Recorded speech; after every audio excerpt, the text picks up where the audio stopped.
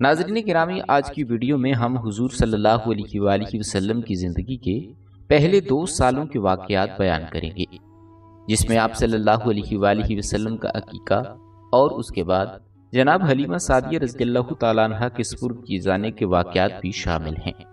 ولادت کے 7ویں دن جناب حضرت عبد المطلب اپنے پوتے محمد الرسول اللہ صلی اللہ علیہ وآلہ وسلم کا عقیقہ کرتے ہیں اور سارے مکہ والوں کو دعوت عقیقہ میں بلاتے ہیں۔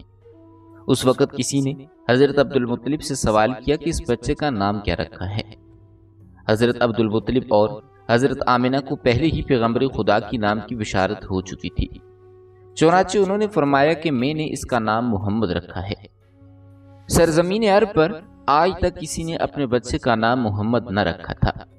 اس کے لفظی معنی ہے وہ شخص جس کی تعریف کی جائے۔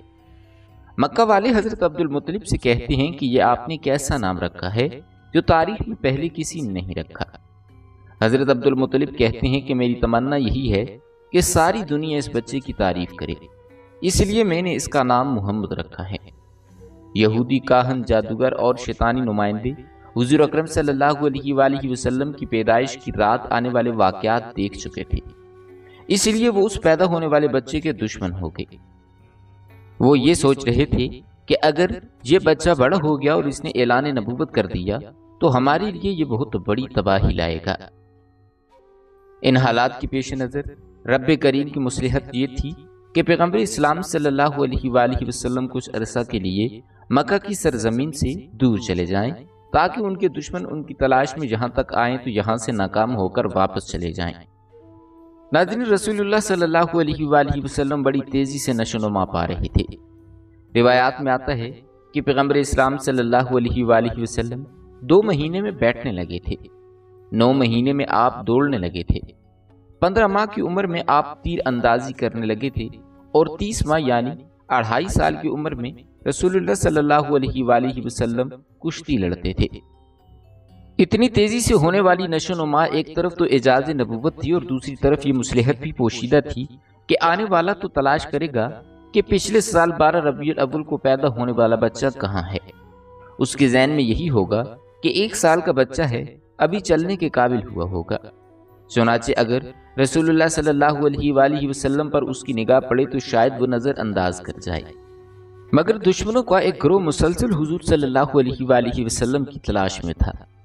حضرت عبد المطلب جو دین ابراہیمی پر تھے اور اپنے والد جناب ہاشم سے ان کو کچھ راز نبوت بھی ملے تھے، ان میں یہ بھی تھا کہ اس بچے کے دشمن بہت زیادہ ہوں گے۔ اس مسئلے کی وجہ سے جناب حضرت عبد المطلب رسول اللہ صلی اللہ علیہ وآلہ وسلم کو مکہ سے کسی اور جگہ منتقل کرنا چاہتے تھے، خاص طور پر جب ان کو یہ پتہ چلا کہ اکثر یہودیوں کے گروہ آتے ہیں اور مکے کے حالات کا جائزہ لے کر چلے جاتے ہیں۔ ناظرین، یہودی مکہ میں بار بار کیوں آ رہے تھے، اس کے بارے میں آپ کو بتاتے چلیں کہ دراصل یہودی بہت عرصہ پہلے سے ہی رسول اللہ صلی اللہ علیہ وآلہ وسلم کی ولادت کو روکنے کی فکر میں تھے۔ عبد مناف پہ حملہ ہوا، جناب ہاشم پہ حملہ ہوا، جناب حضرت عبد المطلب اور ان کے بیٹے جناب عبداللہ پر حملہ ہوا، مسلسل یہ حملے ہوئے۔ روایات میں آتا ہے کہ جناب حضرت عبداللہ کی جوانی کا زمانہ آیا تھا تو یہودیوں کی ساری سازشوں کا مرکز یہ تھا کہ کسی طرح انہیں ختم کر دو تو ولادت رسول رک جائے گی۔ یہودی یہ پہچان گئے تھے کہ جناب عبداللہ رسول اللہ صلی اللہ علیہ وآلہ وسلم کے والد ہیں، اور یہ پہچان حضرت یحییٰ علیہ السلام کے اس کرتے کی وجہ سے ہوئی تھی جو یہودیوں کے پاس تھا، اور جناب عبداللہ کی ولادت کے وقت اس میں خون نکلنا شروع ہو گیا تھا۔ انہوں نے سوچا کہ اگر جناب عبداللہ کو شادی سے پہلے قتل کر دیا جائے تو رسول اللہ کی ولادت نہیں ہو سکے گی، چنانچہ انہوں نے حملہ کر دیا، مگر وہ اپنے حملے میں ناکام رہے، اور اس کے نتیجے میں جناب حضرت عبداللہ کی شادی جناب آمنہ سے ہوئی۔ جب حضرت عبداللہ کی وفات ہوئی تو یہودیوں کو یہ اطمینان تو ہو گیا کہ پیغمبر اسلام کے والد تو فوت ہو چکے ہیں، صرف ایک بات کا پتہ کرنا ہے کہ ان کے ہاں آیا کوئی اولاد ہوئی ہے یا نہیں۔ اگر یہ پتہ چل جائے کہ یہ بے اولاد تھے تو گھر میں جا کر اطمینان سے سونا ہے، اور اگر یہ پتہ چلے کہ ان کے ہاں کوئی اولاد ہے تو اس کے قتل کا انتظام کرنا ہوگا۔ یہودیوں نے ایک گروہ تشکیل دیا جس کا مقصد یہ تھا کہ وہ مکہ مکرمہ آ کر یہ پتہ چلائیں کہ حضرت عبداللہ کے ہاں کوئی ولادت ہوئی ہے یا نہیں۔ چنانچہ جب وہ مکہ آئے تو انہیں اطمینان ہوا کہ جناب حضرت عبداللہ تو لبلد ہیں، ان کے ہاں کوئی اولاد نہیں تھی۔ چنانچہ بڑے اطمینان سے واپس مدینہ منورہ چلے گئے۔ مدینہ منورہ پہنچ کر مدینہ سے لے کر شام تک جہاں جہاں یہودی پھیلے ہوئے تھے سب کو یہ خوشخبری پہنچا دی گئی کہ مبارک ہو، ہمارے لیے جو خطرہ تھا وہ ٹل گیا۔ حضرت یحییٰ علیہ السلام کے کرتے سے جو خون نکل رہا تھا وہ اب سوکھ گیا ہے، جس سے یہ یقین ہو گیا ہے کہ رسول اللہ کے والد کا انتقال ہو گیا ہے اور ان کے ہاں کوئی بھی اولاد نہیں ہے، جس کا مطلب یہ ہے کہ اب آخری رسول پیدا ہی نہیں ہوں گے۔ یہ خوشخبری ساری دنیا یہود میں پھیلا دی گئی۔ مدینہ سے لے کر شام تک جشن منایا گیا اور یہودی بڑے مطمئن تھے، مگر ان سے یہ غلطی ہوئی تھی کہ انہوں نے صرف یہ پتہ چلایا کہ جناب حضرت عبداللہ کی کوئی اولاد نہیں، انہیں یہ پتہ نہ چل سکا کہ جناب آمنہ حمل سے ہیں۔ جب 12 ربیع الاول 571 عیسوی کو عجیب و غریب واقعات پیش آئے تو یہودی علماء پریشان ہو کر بیٹھ گئے، کیونکہ انہوں نے اپنی کتابوں میں پڑھا ہوا تھا کہ یہ سارے واقعات اس زمانے کے ہیں جب آخری رسول پیدا ہوں گے، مگر یہ کیا ہوا؟ آخری رسول کیسے پیدا ہو گئے؟ کیونکہ آخری رسول کے والد کو ہم نے پورے یقین کے ساتھ دیکھا تھا کہ وہ فوت ہو چکے ہیں اور یہی رسول اللہ کے والد تھے، اور حضرت یحییٰ کے کرتے نے بھی گواہی دی کہ یہی والد ہیں۔ یہ بھی ہم نے پتہ چلایا کہ ان کے ہاں کوئی اولاد نہیں تھی، پھر یہ رسول کہاں سے آ گئے؟ چنانچہ یہودیوں نے ایک گروہ کو تشکیل دیا کہ وہ مکہ میں جا کر تحقیق کریں۔ جب یہ لوگ مکہ پہنچے تو اس وقت رسول اللہ صلی اللہ علیہ وآلہ وسلم کو مکہ مکرمہ سے حضرت حلیمہ سعدیہ رضی اللہ تعالیٰ عنہ کے مکان میں منتقل کیا جا چکا تھا، اور پیغمبر اسلام کی پیدائش کو کئی ماہ گزر چکے تھے۔ اب یہ یہودی پریشان ہو کر انہیں ڈھونڈ رہے تھے کہ کون سا ایسا بچہ ہے جو 2 ماہ پہلے پیدا ہوا ہے، مگر کوئی ایسا بچہ نظر نہ آیا۔ کسی سے پوچھ نہیں سکتے تھے کیونکہ مکہ میں 2 مرتبہ یہودی سازش کر کے جا چکے تھے۔ جناب عبداللہ پر بھی حملہ ہو چکا تھا جو انہوں نے کروایا تھا، اور ان کے بعد جناب آمنہ کے بارے میں بھی تحقیق ان لوگوں نے ہی کروائی تھی۔ چنانچہ اب مکہ والے ہوشیار ہو گئے تھے، خاص طور پر خاندان بنو ہاشم والے ان پر نظر رکھے ہوئے تھے۔ یہودیوں کا کوئی گروہ کسی سے سوال نہیں کر سکتا تھا۔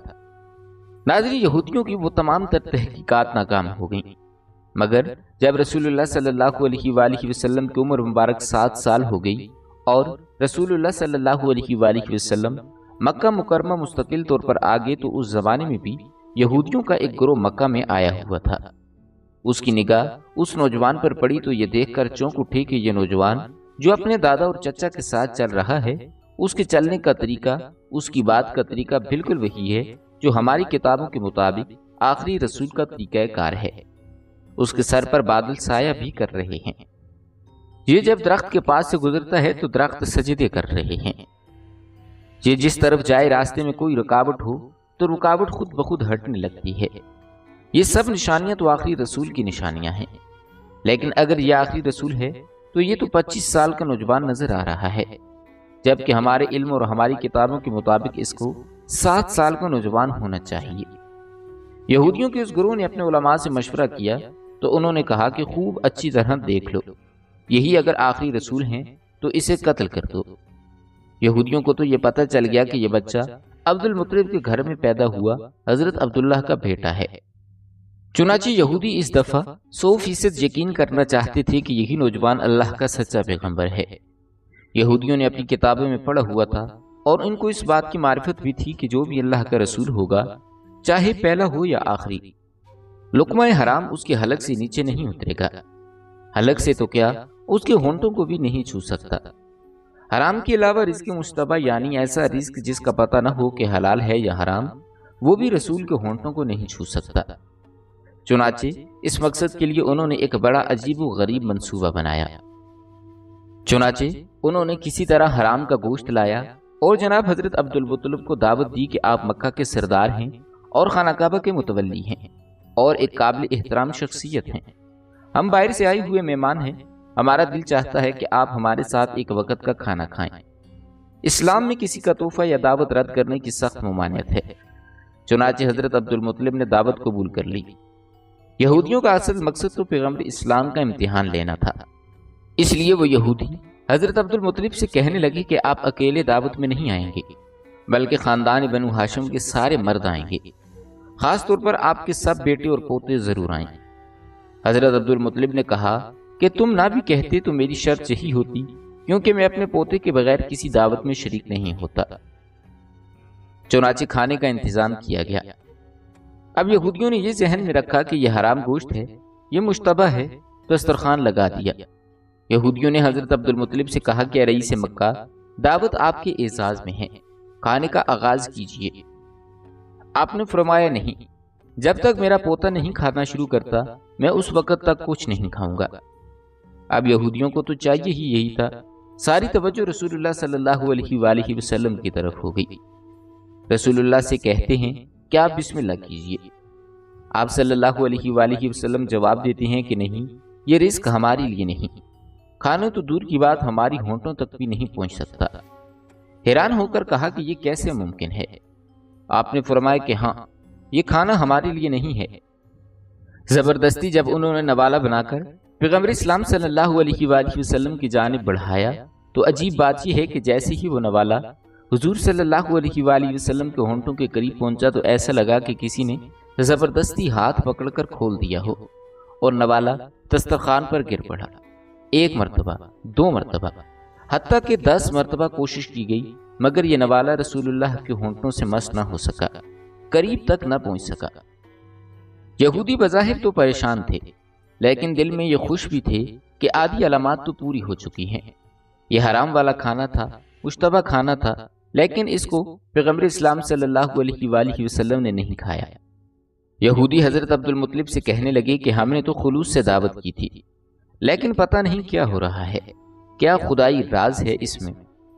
جناب حضرت عبد المطلب اور رسول اللہ صلی اللہ علیہ وآلہ وسلم سمجھ گئے کہ اصل بات کیا ہے، لیکن کہنے کا موقع نہیں۔ خاندان بنو ہاشم اپنے گھر واپس چلے گئے اور یہودیوں کو یقین کامل ہو گیا کہ یہ رسول برحق ہے۔ چنانچہ اس کے بعد پھر سازشوں کا ایک سلسلہ شروع ہو گیا۔ یہی وجہ ہے کہ اس واقعے کے بعد جناب حضرت عبد المطلب رسول اللہ کی اور زیادہ حفاظت کرنے لگے اور اپنے سارے بیٹوں سے کہہ دیا کہ اب یہودیوں کی ساری دشمنی کا نشانہ میرا پوتا ہوگا، تم لوگ گھر کے کسی کام میں اس کو باہر نہ بھیجنا۔ اس سے پہلے جناب حضرت عبد المطلب بھیڑ بکریاں اور اونٹ چرانے کے لیے رسول اللہ کو مکہ سے باہر بھیج دیتے تھے، لیکن آج یہ حکم جاری ہو گیا کہ خبردار، آج کے بعد کوئی میرے پوتے کو گھر سے باہر نہ بھیجے۔ یہی وجہ ہے کہ واقعے کے 1 سال بعد جناب حضرت عبد المطلب کا آخری وقت قریب آیا تو اپنے سارے بیٹوں کو بلایا اور نصیحت کی کہ میں اس دنیا سے جا رہا ہوں، اپنے بارے میں مجھے کچھ نہیں کہنا، میری ساری نصیحت میرے پوتے کے بارے میں ہے، اپنی جانیں دے کر بھی اس کی حفاظت کرنا۔ بہرحال یہودیوں کی تمام سازشوں کے باوجود اللہ رب العزت نے رسول اللہ صلی اللہ علیہ وآلہ وسلم کو ان سے محفوظ رکھا۔ ناظرین، چونکہ بات ہو رہی ہے رسول اللہ صلی اللہ علیہ وآلہ وسلم کے بچپن کی، تو اب آپ کو بتاتے ہیں کہ بچپن میں رسول اللہ صلی اللہ علیہ وآلہ وسلم کو دودھ کس نے پلایا۔ ایک روایت یہ ہے کہ ولادت کے فوراً بعد پہلے 8 دن تک حضرت صوبیہ نے رسول اللہ کو دودھ پلایا۔ یہ صوبیہ رسول اللہ کے ایک چچا ابو لہب کی کنیز تھی۔ روایات میں آتا ہے کہ ابو لہب نے فقط اس خوشی میں کہ اس کنیز نے اس کے بھتیجے کو دودھ پلایا تھا آزاد کر دیا۔ جس وقت رسول اللہ صلی اللہ علیہ وآلہ وسلم کی ولادت ہوئی اس وقت ابو لہب آپ کی مخالفت میں نہیں تھا، کیونکہ اس وقت اس کی شادی نہیں ہوئی تھی۔ بعد میں رسول اللہ صلی اللہ علیہ وآلہ وسلم کی مخالفت کرنے کا ایک سبب اس کی بیوی بھی تھی۔ خاندان بنو امیہ میں شادی کرنے کے بعد ابو لہب اپنے خاندان کو چھوڑ کر اپنے سسرال کے ساتھ مل گیا تھا۔ دوسری روایت کے مطابق پیغمبر اسلام صلی اللہ علیہ وآلہ وسلم کو حضرت حلیمہ سعدیہ کے سپرد کرنے سے پہلے چند دن دودھ جناب آمنہ نے ہی پلایا تھا۔ اس کے بعد رسول اللہ کو بی بی حلیمہ سعدیہ کے سپرد کر دیا گیا، جنہوں نے شرعی حکم کے مطابق 2 سال تک رسول اللہ صلی اللہ علیہ وآلہ وسلم کو دودھ پلایا۔ روایات میں آتا ہے کہ جس وقت حلیمہ سعدیہ نے آپ کو دودھ پلایا اس وقت وہ دینی ابراہیمی پر تھیں اور اس وقت دینی ابراہیمی ہی برحق دین تھا، چنانچہ اس پر ایمان رکھنے والا اللہ کے دین پر عمل کرنے والا مانا جاتا تھا، یعنی کہ کوئی یہ اعتراض نہیں کر سکتا کہ کسی مشرک یا کافر نے رسول اللہ کو دودھ پلایا۔ رسول اللہ صلی اللہ علیہ وآلہ وسلم کی ولادت سے پہلے کا 1 سال پورے عرب اور مکہ والوں کے لیے بڑی پریشانی کا سال تھا۔ بارشیں کم ہوئی تھیں، جس کی وجہ سے غلہ کم پیدا ہوا تھا۔ مکہ والے بھی پریشان تھے اور مکہ سے باہر والے بھی پریشان تھے، مگر جس سال آپ کی ولادت ہوئی مکہ انتہائی خوشحال ہو گیا، لیکن مکہ کے باہر ابھی تک قحط پڑا ہوا تھا، جس کی وجہ سے آس پاس کے جو قبیلے تھے وہاں سے لوگ روزگار کے لیے مکہ آ رہے تھے۔ جہاں ایک طرف مکہ میں قحط نہیں تھا اور غلہ کی کثرت تھی، مگر دوسری طرف ایک پریشانی کھڑی ہو گئی کہ اس زمانے میں مکہ میں ایک وبائی بیماری پھیلی ہوئی تھی، خاص طور پر بچے اس کی لپیٹ میں بہت جلدی آ رہے تھے۔ ایک سے دوسرے اور دوسرے سے تیسرے گھر میں یہ بیماری پھیلتی چلی جا رہی تھی، تو یہ دو سبب رسول اللہ صلی اللہ علیہ وآلہ وسلم کی ولادت کے فوراً بعد پہلے ہفتے میں پیش آئے۔ رسول اللہ کو پروردگار عالم نے ہر مصیبت و پریشانی سے دور کر رکھا تھا، مگر والدین تو پریشان تھے، اور دوسری بات یہ کہ مکہ کے باہر سے جو لوگ روزگار کی تلاش میں آ رہے تھے ان کی مدد کرنا بھی ضروری تھا، اور تیسری بات جیسا کہ پہلے ذکر ہوا ہے کہ یہودی جاسوس یہ دیکھنے کے لیے کہ آخری رسول پیدا ہوئے ہیں کہ نہیں مسلسل مکہ کے چکر لگا رہے تھے۔ ان حالات میں اب جتنا جلد رسول اللہ کو مکہ سے منتقل کیا جائے اتنا ہی ظاہری اعتبار سے رسول اللہ کی حفاظت کے لیے بہتر تھا، اگرچہ اللہ تعالیٰ ظاہر رکھ کر بھی رسول اللہ صلی اللہ علیہ وآلہ وسلم کی حفاظت کر سکتا تھا، مگر مکہ سے دور لے جانے میں بھی مصلحت تھی۔ 7ویں دن رسول اللہ صلی اللہ علیہ وآلہ وسلم کا عقیقہ ہوتا ہے۔ عقیقے والے دن صبح کے وقت جناب آمنہ اپنے بستر پر لیٹی ہوئی ہیں کہ یکا یک ایک بشارت ہوتی ہے۔ جناب آمنہ جو پیغمبر اسلام صلی اللہ علیہ وآلہ وسلم کی والدہ ہیں اور دین ابراہیمی پر ہیں، اتنا تو سمجھ سکتی ہیں کہ بشارت کیا ہے، یہ جو آواز آ رہی ہے یہ کہاں سے آ رہی ہے۔ بہرحال انہیں یہ بشارت ہوتی ہے کہ اپنے بچے کو اس عورت کے حوالے کرنا جس کا نام حلیمہ سعدیہ ہے۔ عقیقے کے اگلے دن یعنی ولادت کے 8ویں دن رسول اللہ کو مکہ سے منتقل کر دیا گیا۔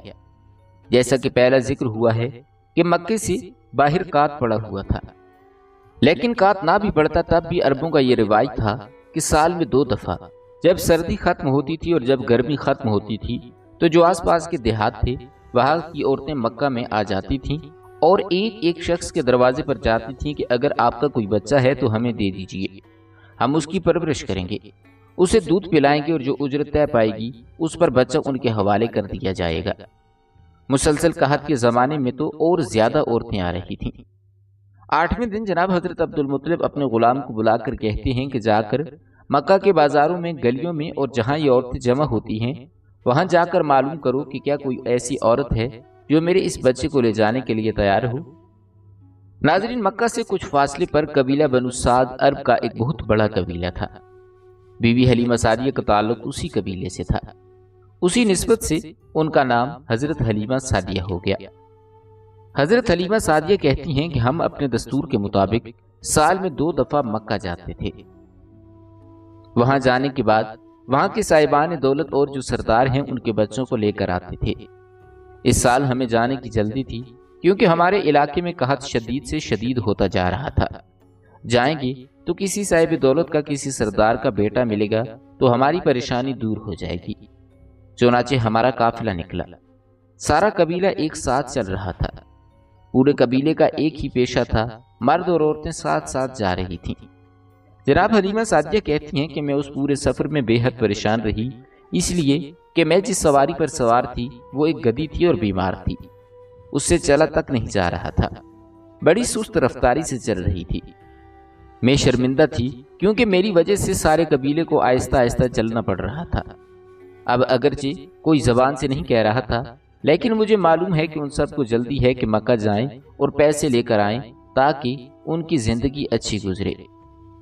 دوسرا مسئلہ یہ تھا کہ قحط کی وجہ سے میرے پاس کھانے کے لیے تو کچھ نہیں تھا، اپنی غذا کے لیے فقط ایک اونٹنی تھی، اس کا دودھ نکال کر ہم لوگ پیا کرتے تھے، مگر آج کے دن اونٹنی بھی بیمار تھی اور اس کے پاس دودھ بھی زیادہ نہیں تھا، بہت تھوڑا سا دودھ ہوتا تھا جو ہم نکال کر تمام لوگ پی لیا کرتے تھے۔ حالات ایسے تھے کہ کوئی کسی سے کچھ نہیں مانگ سکتا تھا، اور تیسری پریشانی میرے ساتھ یہ ہوئی کہ خود میری گود میں جو بچہ تھا اس کو پلانے کے لیے بھی میرے پاس دودھ میں نہیں تھا، اس لیے کہ میرے دائیں سینے سے دودھ بالکل خشک ہو چکا تھا، بائیں سینے میں دودھ تھا مگر اتنا کم کہ میرا اپنا بچہ بھوکا رہ جاتا تھا، غذا بھی کم مل رہی تھی، ویسے بھی جناب حلیمہ اس وقت بیمار تھیں، ان ساری پریشانیوں کے ساتھ ہم مکہ میں داخل ہو گئے۔ مکہ میں داخل ہونے کے بعد مجھے تو اپنی سواری کے جانور اور اپنی اونٹنی کی بھی فکر ہے، اور مجھے خود اپنی بھی فکر ہے کہ اگر میں نے کسی بچے کو گود بھی لے لیا تو لازمی طور پر دینے والا پہلے یہی تحقیق کرے گا کہ اس بچے کو پیٹ کی غذا کے لیے کیا ملے گا، اور میری حالت ایسی ہے کہ میں اپنی اولاد کو بھی دودھ نہیں پلا پا رہی ہوں۔ میں انتہائی پریشان تھی، جس کی وجہ سے میں دوسری عورتوں کے ساتھ نہ جا سکی۔ پورا قبیلہ مکہ میں تھا، اور مجھے اطلاع ملی کہ مکہ کے اندر جتنے بھی مالدار آدمی ہیں، جتنے بھی صاحب حیثیت تھے، ان سب کے بچے تو دوسری عورتوں نے لے لیے ہیں، اور مجھے کہیں سے کوئی بچہ نہیں ملا۔ اب میں انتہائی پریشان تھی کہ کیا کیا جائے۔ کیا دیکھتی ہوں کہ یکا یک میرے کان میں کچھ غلاموں کی آواز آئی جو یہ کہتے ہوئے مکہ کی گلیوں اور بازاروں میں جا رہے تھے کہ اگر کوئی عورت باقی بچی ہو تو وہ حضرت عبدالمطلب کے پاس آئے اور ان کے یتیم پوتے کو اپنی نگرانی میں لے لے۔ جناب حلیمہ سعدیہ کہتی ہیں کہ عبدالمطلب کا نام بڑا نام تھا، وہ مکہ کے سردار تھے، سارا عرب ان کو جانتا تھا۔ حیران ہیں پھر بھی ایسی کیا وجہ ہے کہ اس بچے کو کوئی گود میں لینے والا نہیں، اور غلام کو آواز لگانا پڑ رہی ہے، پھر بھی کوئی تیار نہیں ہو رہا۔ حلیمہ سعدیہ کہتی ہیں کہ میں نے سوچا کہ خالی ہاتھ واپس جانے سے بہتر ہے کہ میں ہی اس یتیم بچے کو لے لوں۔ آپ جناب حضرت عبدالمطلب کے گھر گئیں اور ایک کنیز کے ساتھ جناب آمنہ کے پاس تشریف لے گئیں۔ ان کے کمرے میں جاتے ہی حیران ہو گئیں۔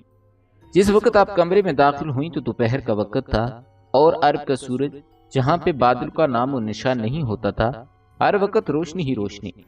لیکن کمرے میں داخل ہوئیں تو دیکھا کہ سورج کی روشنی سے ہٹ کر کسی اور روشنی سے کمرہ منور ہو رہا ہے۔ حیران ہو کر سوال کیا کہ آپ اپنے کمرے میں دن کے وقت بھی چراغ روشن کر کے رکھتی ہیں؟ جناب آمنہ مسکرا کر کہتی ہیں کہ نہیں، یہ چراغ کی روشنی نہیں، یہ میرے بیٹے کی چہرے کی روشنی ہے۔ یہ جس وقت سے اس کمرے میں آیا ہے، ہر وقت یہ کمرہ روشن رہتا ہے۔ جناب حلیمہ سعدیہ کہتی ہیں کہ آئی تو میں تھی بڑے بجھے دل کے ساتھ، کوئی نہیں مل رہا تھا، اس لیے اس کو لینے آ رہی تھی، مگر یہ جملہ سنا تو آگے بڑھ کر بچے پر نگاہ پڑی تو خود بخود ایک محبت دل میں پیدا ہو گئی۔ جناب آمنہ نے ان سے ان کا نام پوچھا تو انہوں نے بتایا کہ حلیمہ سعدیہ۔ جناب آمنہ نے کہا کہ بے شک مجھے اسی کی تلاش تھی، اب یہ بچہ تمہارے سپرد ہے، اس کی حفاظت کرنا۔ جناب حلیمہ سعدیہ رسول اللہ کو گود میں لے کر باہر آئیں، پھر ان کے دادا حضرت عبدالمطلب کے پاس گئیں۔ رسول اللہ صلی اللہ علیہ وآلہ وسلم کے دادا نے کہا کہ اے حلیمہ، اسے لے کے تو جا رہی ہے، مگر ایک چیز ہم تمہیں بتا دیں کہ اس بچے کے دشمن بہت زیادہ ہیں۔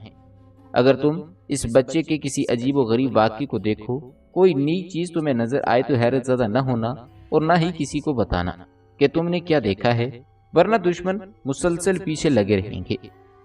ابھی یہاں سے تو حفاظت سے پیغمبر اسلام صلی اللہ علیہ وآلہ وسلم چلے جائیں گے، مگر تمہارے قبیلے میں جانے کے بعد اگر یہ خبریں پھیلنے لگیں کہ اس بچے کی کیا برکتیں ہیں تو یہودیوں کے کان کھڑے ہو جائیں گے۔ تمام معاملات طے کرنے کے بعد حضرت حلیمہ سعدیہ رسول اللہ صلی اللہ علیہ وآلہ وسلم کو لے کر قافلے تک پہنچ گئیں۔ واپسی پر تمام لوگ یہ دیکھ کر حیران تھے کہ آتے وقت جو سواری چل بھی نہیں پا رہی تھی، جاتے وقت وہ اتنی تیز رفتاری کے ساتھ کیسے جا رہی ہے۔ جناب حلیمہ سعدیہ خود بھی یہ دیکھ کر حیران و پریشان تھیں کہ یہ تھوڑی سی دیر میں کیا معجزہ پیش آ گیا ہے، اور پھر جب دوپہر کے وقت کھانے کا وقت آیا تو یہ دیکھ کر حیران ہوں گی کہ میری اونٹنی جس کے تھنوں میں اتنا دودھ نہیں تھا کہ ایک آدمی پیٹ بھر کے اسے پی سکے، اس میں اتنا زیادہ دودھ ہے کہ سارے قبیلے میں پیش کیا جا رہا ہے، مگر ختم ہونے کا نام نہیں لے رہا۔ یہ کیا عجیب و غریب واقعات پیش آ رہے ہیں۔ مگر جناب عبدالمطلب کی نصیحت اب سمجھ میں آنے لگی کہ خبردار کوئی بھی عجیب و غریب واقعہ پیش آئے تو کسی کو نہ بتانا کہ تم نے کیا دیکھا ہے۔ راستے میں جو واقعات پیش آئی ان کو دیکھ کر حلیمہ سعدیہ رضی اللہ تعالیٰ عنہ کے دل میں آپ صلی اللہ علیہ وآلہ وسلم کی محبت اور زیادہ ہو گئی۔ پھر جو واقعہ پیش آیا اس کی وجہ سے جناب حلیمہ سعدیہ اس بچے سے اور زیادہ پیار کرنے لگیں۔ ماں ہونے کے ناطے جناب حلیمہ سعدیہ کے لیے ایک مشکل مرحلہ تھا، مگر اس مرحلے سے بہرحال گزرنا تو تھا کہ جناب حلیمہ سعدیہ کا ایک سینہ بالکل سوکھا ہوا تھا اور دوسرے میں اتنا کم دودھ کہ اپنا بچہ پیٹ بھر کر نہیں پی سکتا تھا۔ اب یہ بچہ تو اجرت پر لے کر آئی ہیں، اپنے بچے کو بھوکا رکھ کے یا جانوروں کا دودھ پلا کر گزارا کرنا تھا، مگر اس لائے جانے والے بچے کو اپنا دودھ پلانا تھا۔ یہ پریشانی تو ماں کے ذہن میں کسی نہ کسی طریقے سے آ رہی تھی۔ جب دودھ پلانے کا وقت آیا تو تو حلیمہ سعدیہ نے چاہا کہ اپنے بائیں سینے سے دودھ پلائیں، مگر بچے نے منہ پھیر لیا۔ آپ صلی اللہ علیہ وآلہ وسلم نے دائیں سینے کی جانب رخ کیا، کئی مرتبہ کوشش کی۔ جب یہ دیکھا کہ بچہ نہیں مان رہا تو ایک مرتبہ بچے کو مخاطب کیا جس طرح نہ سمجھ بچے سے آدمی گفتگو کرتا ہے۔ کہا کہ ٹھیک ہے، تم اپنی ضد پوری کر لو، لیکن تمہیں یہاں سے پیٹ بھرنے کے لیے کوئی چیز نہیں ملے گی۔ البتہ یہ دیکھ کر حیران ہوں گی کہ جیسے ہی اس بچے نے سیدھے سینے کو منہ میں لیا تو اس سے دودھ جاری ہو گیا، اور اتنی کثرت سے دودھ جاری ہوا کہ دوسرے سینے میں بھی حلیمہ سعدیہ کا جو اپنا بچہ آج تک بھوکا چلا آ رہا تھا اس کا بھی پیٹ بھر گیا۔ ناظرین، جب رسول اللہ صلی اللہ علیہ وآلہ وسلم حضرت حلیمہ سعدیہ کے گھر میں آئے تو اس وقت پورے قبیلے میں قحط تھا۔ جانور تو دور، انسانوں کی اپنی خوراک بھی مشکل سے پوری ہو رہی تھی۔ جانور چرنے کے لیے جاتے تو بھوکے واپس آتے، اگر کسی کو کچھ ملتا بھی تو فقط اتنا کہ وہ زندہ رہ سکے۔ حضرت حلیمہ سعدیہ کہتی ہیں کہ میرے جانور بھی باقی تمام جانوروں کے ساتھ چرنے کے لیے جاتے تھے، لیکن جب وہ واپس آتے تو پیٹ بھرے ہوئے آتے۔ ان کا جسم کمزور سے تندرست و توانا ہوتا جا رہا تھا۔ سارا قبیلہ حیران تھا کہ سارے جانور ایک ساتھ ایک جگہ پر جاتے ہیں۔ سارے قبیلے کے جانور کمزور ہوئے جا رہے ہیں، مگر حلیمہ سعدیہ کے جانور دن بدن تگڑے ہوتے جا رہے ہیں۔ ناظرین، رسول اللہ صلی اللہ علیہ وآلہ وسلم کی وجہ سے حضرت حلیمہ سعدیہ کو تو برکت ملی ہی تھی، مگر سارا قبیلہ رسول اللہ پر جان چھڑکتا تھا، پیغمبر اسلام سے محبت کرتا تھا۔ اور سبب یہ کہ جناب حلیمہ کہتی ہیں کہ پہلے دن اس بچے کو لے کر اپنے قبیلے کے اس درخت کے پاس گئی جو سوکھا ہوا تھا۔ میں اس بچے کو لے کے اس درخت کے نیچے بیٹھی، ہم نے دیکھا کہ خود بخود اس درخت پر پتے آ گئے، سرسبز و شاداب ہو گیا اور پھل لگ گئے۔ اور فقط درخت کا مسئلہ نہیں، جس کے گھر میں اس بچے کو لے کر جاؤں وہ گھر خوشحال ہو جاتا، جو اس بچے کے قریب آ جاتا اس کی قسمت بدل جاتی۔ پورا قبیلہ کسی نہ کسی طرح رسول اللہ صلی اللہ علیہ وآلہ وسلم سے استفادہ کر رہا تھا، اور سارے قبیلے کی برکتیں بڑھتی جا رہی تھیں، اور سارا قبیلہ رسول اللہ صلی اللہ علیہ وآلہ وسلم سے محبت کرتا چلا جا رہا تھا۔ اس دور میں جانوروں کو عرب میں سونے چاندی سے زیادہ قیمتی سمجھا جاتا تھا، مگر جہاں جانوروں کی تعداد زیادہ ہو رہی تھی وہاں پر ان کے دشمن بھی زیادہ ہوتے جا رہے تھے۔ چنانچہ عرب کے صحرا میں بھیڑیے بڑی کثرت کے ساتھ پائے جاتے تھے، اور ہر قبیلے کا یہ مسئلہ ہوتا تھا کہ اپنے جانوروں کو بھیڑیے سے کیسے بچایا جائے۔ رسول اللہ صلی اللہ علیہ وآلہ وسلم کے آنے سے انسانوں کی تو برکتیں ملیں، وہیں تمام جانور بھی نقصان سے محفوظ رہے۔ ابتدا میں اس قبیلے کے بعض جانوروں کو کچھ دوسرے جانور اٹھا کر لے گئے، مگر بعد میں جب رسول اللہ صلی اللہ علیہ وآلہ وسلم نے دعا کی تو ان جانوروں کو خود بخود وہ بکریاں لا کر واپس کرنا پڑتی۔ چنانچہ اس قبیلے کے لیے سب سے اطمینان بخش بات یہی تھی کہ پیغمبر اسلام کے وجود کی وجہ سے ہمارے جانور بھی محفوظ ہو گئے ہیں۔ یہ تمام مناظر دیکھ کر سارا قبیلہ رسول اللہ صلی اللہ علیہ وآلہ وسلم سے محبت کر رہا تھا، اور پیغمبر اسلام تو گویا اب اس قبیلے کے سردار بن گئے۔ ناظرین، آج کے لیے اتنا ہی۔ اگلی ویڈیو میں ہم رسول خدا صلی اللہ علیہ وآلہ وسلم کے حضرت حلیمہ سعدیہ رضی اللہ تعالیٰ عنہ کے گھر سے واپسی اور ان کی والدہ اور دادا کے ساتھ زندگی گزارنے اور وہاں پر پیش آنے والے واقعات کے بارے میں بیان کریں گے۔ امید کرتے ہیں کہ آپ کو ہماری آج کی یہ ویڈیو ضرور پسند آئی ہوگی۔ اسی طرح کی مزید ویڈیوز دیکھنے کے لیے ہمارے چینل کو سبسکرائب کریں۔ بہت جلد ایک نئی ویڈیو کے ساتھ ملتے ہیں۔ اپنا خیال رکھیے گا۔ اللہ تعالیٰ آپ کا حامی و ناصر ہو۔